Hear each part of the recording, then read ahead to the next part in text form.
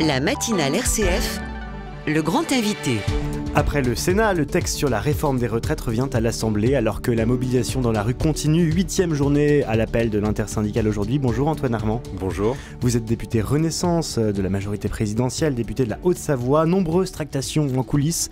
La commission mixte paritaire doit avoir lieu à 9h. Si demain le vote passe, c'est à quelques voix près. Antoine Armand, est-ce que vous y croyez ? Oui, j'y crois parce que je crois qu'il y a une majorité dans ce pays, une majorité parlementaire pour faire passer un texte difficile. Une réforme difficile. Je crois qu'il ne faut pas avoir peur de dire la vérité. Bien sûr que c'est difficile. Bien sûr que c'est difficile d'aller expliquer aux Françaises et aux Français que certains d'entre eux vont travailler 2 ans de plus. Simplement, il faut dire pourquoi. Il faut dire que c'est pour sauver un système de répartition, c'est-à-dire un système de solidarité intergénérationnelle. Il faut dire aussi que nous avons un déficit, que le Conseil d'orientation des retraites le dit, pendant les 25 prochaines années, nous avons un déficit. Une fois qu'on a dit ça, on a, je crois, une majorité parlementaire pour avoir ce courage politique. À l'Assemblée, les LR menacent, certains députés LR menacent de voter contre, jusque dans la majorité des défections se font sentir. Est-ce que vous y croyez vraiment au regard de ces défections jusque dans la majorité présidentielle ? Écoutez, voilà ce que je constate. Ce que je constate, c'est que le président de la République a été élu sur un programme qui contenait une réforme des retraites plus difficile, qui a été concertée, amendée. 65 ans. Absolument, qui a été concerté, amendé, qui est le fruit de négociations, de travaux. Le Sénat a voté cette réforme et évidemment, les sénateurs LR l'ont voté à une très grande majorité. Nous avons donc bien sûr une majorité présidentielle qui votera ce texte, qui votera très largement ce texte. Pas tous ? Je pense que la totalité des députés le voteront. Parce qu'il y a des pressions, parce qu'on vous dit il faut voter, sinon on vous met dehors ? Parce que c'est l'identité politique du programme présidentiel et le programme sur lequel nous, députés Renaissance, Horizon, Modem, avons été élus en 2022. Donc c'est le gage de l'engagement démocratique, le gage de la transparence. Et ensuite, vous avez les députés LR. Moi, ce que je constate, c'est que les LR, à l'Assemblée nationale, s'ils veulent être cohérents, doivent voter ce texte et surtout sont face à un dilemme. Rester un parti de gouvernement ou devenir un parti du renoncement. Il y a des partis d'opposition qui peuvent tout à fait voter contre ce texte. Absolument. Le sujet n'est pas là. Le sujet est le suivant. LR a dans son identité politique la défense de la maîtrise des finances publiques et le sauvetage de notre réforme des retraites. Valérie Pécresse, encore en 2022, défendait une réforme à 65 ans. Donc les LR doivent faire preuve de cohérence à la fois avec leur famille politique, avec leurs collègues du Sénat et avec tout simplement leur identité politique. La mobilisation est encore forte aujourd'hui dans la rue. Est-ce que vous comprenez que l'utilisation d'artifices institutionnels, le 47.1, le 49.3, aujourd'hui on parle de commission mixte paritaire, on découvre le fonctionnement de tout un tas de nos institutions. Est-ce que vous comprenez que ça puisse être vu comme une provocation pour ceux qui sont opposés à cette réforme parce qu'ils vont devoir travailler plus longtemps avec des métiers pénibles ? Alors écoutez, je ne crois pas que dans notre constitution démocratique, républicaine, il y ait des artifices. Il y a des outils constitutionnels et la commission mixte paritaire n'est pas du tout un outil extraordinaire. C'est même l'outil principal de la discussion entre le Sénat et l'Assemblée nationale et c'est un outil vertueux puisque justement il permet d'aboutir à un consensus entre nos 2 chambres. Cette commission mixte paritaire, elle se réunit aujourd'hui. À huis clos ? À huis clos, comme toujours. Sur quelle base ? Sur la base d'un texte adopté au Sénat, examiné à l'Assemblée nationale. Et donc c'est un travail de fond qui se mène. J'entends les oppositions qui prétendent que c'est un travail en catimini, qui nous accusent de le faire à huis clos. Nous respectons, nous, le règlement de nos assemblées, nous respectons nos procédures républicaines et démocratiques. Et ça n'a rien d'anodin dans la période quand on voit le comportement de certaines oppositions. Qu'est-ce que vous entendez par là ? Ce que j'entends par là, c'est qu'on a vécu à l'Assemblée nationale des semaines de sabotage. Des semaines d'outrage. Écoutez, quand vous déposez 6000 amendements, quand vous déposez 700 amendements absolument identiques et que vous monopolisez pendant presque des dizaines d'heures la parole sans que les autres députés puissent intervenir, c'est du sabotage. Et puis il y a bien sûr eu les outrages, les débordements, qui ont en fait un seul but, ne pas débattre. Et après ne pas avoir voulu débattre, maintenant les oppositions ne veulent pas voter. Et là, vous parlez d'une opposition particulière. Quand vous parlez de sabotage, c'est la NUPES, ou en tout cas c'est la gauche, puisque à l'extrême droite, Marine Le Pen a été qualifiée par Olivier Dussopt comme la plus républicaine, ou en tout cas plus républicaine que la France insoumise.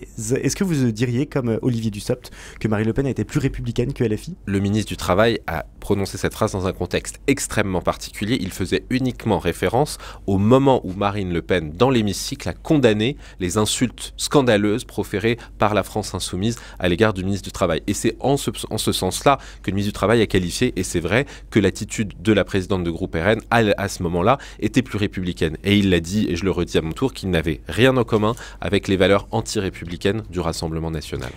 Pourtant, vous parlez de sabotage, il y a aussi des invectives de la part même de ministre Éric Dupond-Moretti qui a fait des bras d'honneur au sein de l'hémicycle. Est-ce que ça procède pas aussi à une forme de mépris de la part des Français pour l'institution de l'Assemblée nationale ?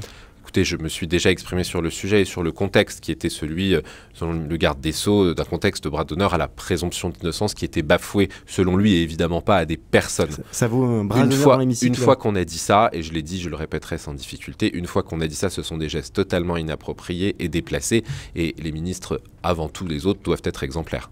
Nous sommes avec Antoine Armand, député Renaissance de Haute-Savoie. Ça, c'était pour la réforme des retraites. Parlons maintenant d'une commission d'enquête qui a été lancée à l'Assemblée nationale, une commission d'enquête sur une commission de régulation sur la souveraineté énergétique de la France, une commission qui a été lancée à l'initiative notamment des Républicains. Cette commission, elle vise à regarder la souveraineté énergétique de la France aussi pour les prochaines années, une souveraineté qui aurait été bafouée ces dernières années. Est-ce que la politique énergétique de la France aujourd'hui est souveraine encore ?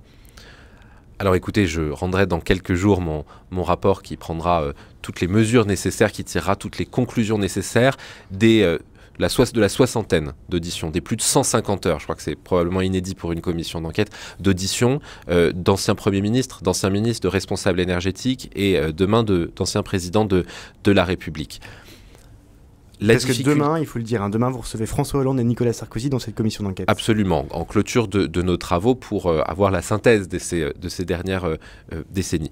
Je crois que ce qu'il est important de comprendre, c'est qu'au-delà des responsabilités individuelles, au-delà du fait que la plupart d'ailleurs de nos interlocuteurs, de nos auditionnés ont dit que la souveraineté énergétique telle qu'elle n'existait pas et qu'il fallait dépasser la visée polémique de croire qu'on l'aurait eue puis perdue. Comme disait Jean-Marc Jancovici dans une des auditions, la dernière fois que la France était indépendante énergétiquement, c'était quand elle n'utilisait au Moyen-Âge que des énergies renouvelables. Et personne ne veut y retourner, je crois. En revanche, ce qui est décisif, c'est que nous constituons un arc républicain autour de ce combat qu'est la souveraineté énergétique. Pourquoi ? Parce que la souveraineté énergétique, l'énergie en France, c'est l'industrie de notre industrie. C'est ce qui nous permet à nous, société française, économie française, d'avoir une place en Europe, d'avoir une place dans le monde. Et pour cela, nous devons mobiliser tous nos outils industriels, tous nos outils économiques. Pour avoir un arc républicain, il faut que tout le monde soit à peu près d'accord. Or, ne serait-ce que sur le mix énergétique, c'est-à-dire la répartition entre, par exemple, la proportion nucléaire dans notre énergie, il y a un désaccord entre les différentes forces politiques. Oui, mais ce qu'on voit, c'est un des enseignements de ces dernières années, c'est que, et l'énergie est très politique en France, les débats se sont beaucoup focalisés sur un pourcentage de mix énergétique. Mais cela ne correspond pas à une réalité industrielle. Quand vous voulez construire des sources d'énergie renouvelables, quand vous voulez avoir des parcs éoliens, des parcs photovoltaïques, des centrales nucléaires qui fonctionnent bien, vous ne vous posez pas la question d'un pourcentage abstrait, vous vous posez les questions de la capacité industrielle, des compétences, de la main-d'œuvre, des technologies, de notre capacité à faire dans notre pays. Et d'ailleurs, en parlant de capacité à faire, il y a des auditions qui ont été assez surprenantes. Je vous propose d'écouter celle d'Arnaud Montebourg qui dit que la politique énergétique de la France a été faite sur un coin de table. L'accord a été présenté par Martine Aubry à l'époque comme un changement de société et par Cécile Duflot comme une rupture historique. Bon, pour moi, c'est un accord de coin de table. C'est-à-dire qu'on s'est mis d'accord sur un marqueur politique avec, de manière à marquer les esprits, et on s'est retrouvé avec un programme qui expliquait qu'il fallait fermer 24 réacteurs. Et après, vogue la galère. Vogue la galère, dit Arnaud Montebourg. Antoine Armand, vous qui êtes député Renaissance, qu'est-ce que vous constatez dans cette commission d'enquête ? Est-ce que vogue la galère sur l'énergie en France ? Ce que je constate évidemment, c'est que les responsabilités sont nombreuses, partagées, diverses, de la gestion d'entreprise à la décision politique. Mais mon combat à moi, mon combat de député de 30 ans qui commence une carrière politique et qui pense à son pays, mon combat c'est de proposer des solutions qui sont de nature à faire un consensus patriotique, républicain, pour reconstruire cette souveraineté industrielle et énergétique. Pour ça, il faut savoir exactement ce qui a péché par le passé. Et demain, vous recevrez Nicolas Sarkozy et François Hollande. François Hollande qui a indiqué hier qu'il ne ferait pas son mea culpa sur cette politique du coin de table. Qu'est-ce que vous allez lui demander demain, François Hollande ? Écoutez, je profiterai des dizaines d'heures, presque la centaine d'heures d'audition que nous avons menées, que je rassemblerai pour avoir le fin mot de l'histoire sur un certain nombre de points. L'accord... Vous avez déjà des idées ? Des 50%, j'ai déjà des idées, vous avez raison. L'accord de 50%, bien sûr les relations avec EDF, qui est le partenaire incontournable en matière nucléaire. Et puis plus largement, c'est une question qu'on peut poser au président de la République en général. C'est comment est-ce qu'on fait du temps long en politique aujourd'hui, à l'heure du quinquennat, à l'heure du zapping politico-médiatique, alors que l'énergie, qui est d'abord et avant tout une industrie, a besoin de ce temps long, a besoin de se projeter sur plusieurs décennies pour pouvoir réussir. Comment on se projette quand Emmanuel Macron, en 2018, disait qu'il fallait fermer 14 centrales nucléaires, 14 réacteurs, quand aujourd'hui il faut en rouvrir, quand effectivement au gré du vent, sans vouloir faire de jeu de mots sur les énergies renouvelables, quand au gré du vent, on passe d'une position à une autre ? Nous avons en effet besoin de stabilité. Et ce que nous voyons depuis 2015, depuis même le début des années 2000 en réalité, depuis la fin de la construction du parc nucléaire et depuis le début du retard pris sur les énergies renouvelables, c'est que nous avons du mal à trouver cette échéance. Et nous allons voter dans les prochains mois une loi de programmation énergie-climat, qui a justement pour but de tracer sur 15 ans cette perspective énergétique, cette ambition énergétique. Qui nous dit qu'elle ne sera pas détricotée dans 3 ans si à la fin du quinquennat d'Emmanuel Macron considère qu'il faut d'abord davantage mettre le point sur les énergies renouvelables, les éoliennes et les panneaux solaires ? Parce que c'est une loi de programmation qui d'ailleurs a vocation à être révisée tous les 5 ans, mais c'est une loi qui est votée par le Parlement, qui sera discutée, qui sera votée par le Parlement. Et je crois, bien sûr je suis député, mais je crois que le Parlement a ce rôle fondamental, puisqu'il est le seul de nature à faire émerger un consensus républicain au service d'une politique qui en réalité ne devrait pas être partisane. Une politique non partisane, pourtant c'est une politique partisane, ça a toujours été une politique partisane l'énergie, puisque derrière l'énergie il y a quand même un choix de société, c'est comment est-ce qu'on diminue notre énergie, l'énergie qu'on consomme, c'est est-ce qu'on veut faire davantage de renouvelables, davantage de nucléaire. Derrière cet arc républicain dont vous parlez, il y a quand même des partis pris politiques. Oui, parce que certains partis en ont fait des marqueurs identitaires très forts. Mais en réalité, ces partis-là n'ont pas d'abord pensé aux émissions de gaz à effet de serre, n'ont pas d'abord pensé à la décarbonation ou à la compétitivité de notre économie. Emmanuel Macron dit en 2018 qu'il faut fermer 14 réacteurs, il ne pense pas au temps long ? Non, ce que dit le président de la République à l'époque, c'est qu'il faut décaler l'horizon de fermeture qui avait été fixé par la loi de 2015. Et donc, il faut justement reprendre le sujet d'un point de vue industriel et pas d'un point de vue dogmatique. D'un point de vue industriel donc, puisque EDF va mal, va même très mal, c'est très compliqué pour cette entreprise publique qui se retrouve à cause de règles européennes compliquées et complexes à devoir vendre à ses concurrents français de l'énergie à bas prix. Est-ce qu'enfin on va pouvoir acter au niveau européen, sous pression de la France, que c'est terminé ce qu'impose l'Europe ?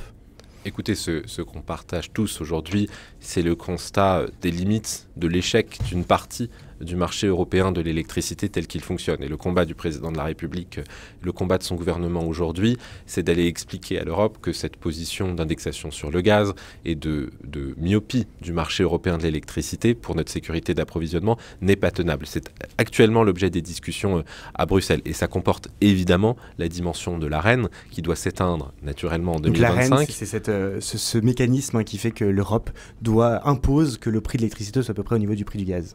Absolument. Alors, c'est le mécanisme qui oblige EDF à vendre son électricité à un certain prix.